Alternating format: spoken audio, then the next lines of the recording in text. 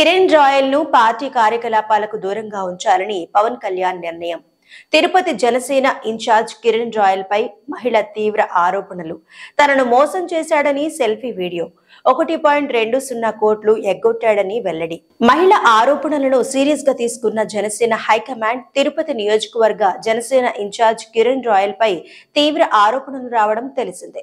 Kiran royal తనను మోసం చేశాడని, 1.20 కోట్ల అప్పు తీసుకుని ఎగ్గొట్టాడని లక్ష్మి అనే మహిళ ఆరోపించింది. తీసుకున్న డబ్బు తిరిగివ్వాలని కోరితే తన పిల్లలను చంపేస్తానని బెదిరిస్తున్నాడని ఆ మహిళ ఓ సెల్ఫీ వీడియో విడుదల చేసింది. తనకు అప్పులు ఇచ్చిన వాళ్లు తీవ్రంగా ఒత్తిడి చేస్తున్నారని, కిరణ్ రాయల్ ఆ డబ్బు ఇవ్వకపోతే తనకు చావు తప్ప మరో మార్గం లేదని ఆ మహిళ వాపోయింది. ఈ క్రమంలో కిరణ్ రాయల్ సదరు మహిళతో సన్నిహితంగా ఉన్న వీడియోలను ఓ పార్టీ మద్దతుదారులు సోషల్ మీడియాలో వైరల్ చేస్తున్నారు. ఈ నేపథ్యంలో జనసేన పార్టీ హైకమాండ్ స్పందించింది.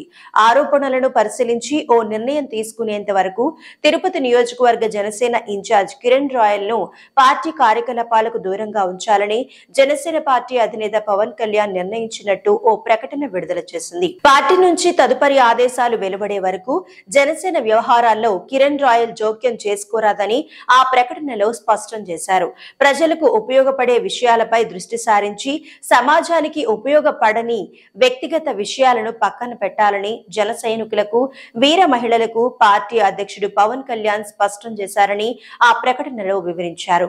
చట్టానికి ఎవరూ అతీతులు కారని, చట్టం తన పని తాను చేసుకుపోతుందని పవన్ కళ్యాణ్ పేర్కొన్నట్టు ఆ ప్రకటనలో తెలిపారు.